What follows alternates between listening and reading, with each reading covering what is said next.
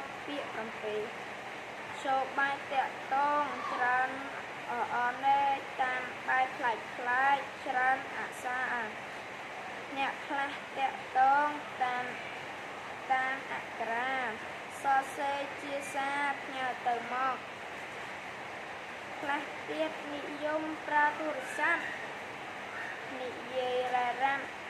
សារសងរោគមិត្តភក្តិបងប្អូនតាមន័យលក់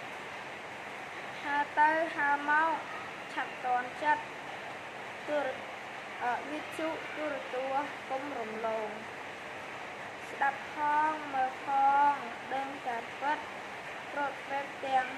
5ទៅឆ្ងាយចិត្តតាក់តងចិត្តសុខបានគ្រប់គ្រាវិសោបាយចង់ក្រោយដល់ព័ត៌មានទោះបីក្រមានគុំលួចរាប្រើអ៊ីនធឺណិតតាក់តងគ្នាស្រាវ